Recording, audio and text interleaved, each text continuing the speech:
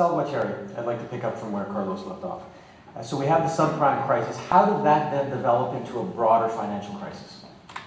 Well, it developed into a broader financial crisis because, as Carlos mentioned, once U.S. house prices stopped going up and actually started falling, the game was up. The gig was up. The value of mortgages was falling. The value of the mortgage-backed securities issued by banks around the world, not just in the U.S., started falling as well. And as a result, banks, Europe, U.S., across the world started reporting huge write-downs in the summer of last year. Some of the hedge funds and structured vehicles set up to issue these mortgage-backed securities also reported big losses. And that really panicked investors to the point where they stopped lending freely, certainly stopped lending at the very low interest rates that we were accustomed to and that Americans were accustomed to over most of this decade. And banks were in lockdown mode. They had to preserve their capital in the event that further write-downs would come down, would be announced. So they stopped lending as well, or pulled back quite significantly. So I'll focus on the U.S., but this problem migrated right across the world because it wasn't just a U.S. subprime problem. This was a debt binge. Let me interrupt you just one moment.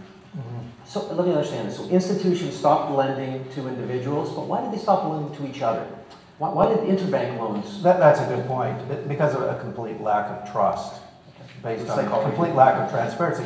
No bank, no financial institution was assured that the party they were lending to would be able to pay back that loan. Even some of the top banks, just complete lack of trust, because you didn't know what was sitting on the balance sheets of these companies, and not just their balance sheet, but their off-balance sheets, the conduits and structured facilities set up to issue this debt. Even very reputable international banks, Bear Stearns, Lehman Brothers, these very well-known finance, they all were subject to the psychology of uncertainty? They were, and it was the Wall Street banks that ultimately paid the biggest price for all this, because, I mean, when you think of it, just look at the U.S., there was a chain leading from mortgage brokers to mortgage wholesalers to the banks to the Wall Street brokers that essentially set up this mass production chain to issue mortgages to anyone in the U.S. that had pulse.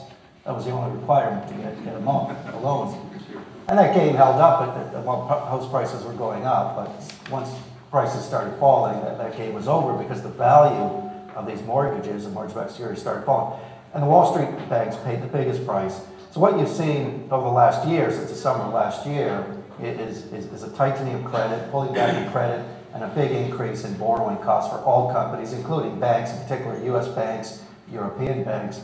But the problem really took off in September of this year, because at that time it was when Lehman's essentially went bankrupt, one of the biggest issuers of commercial paper, and that freaked out everyone. Even investors who were buying money market instruments, issuing very short-term debt, just panicked.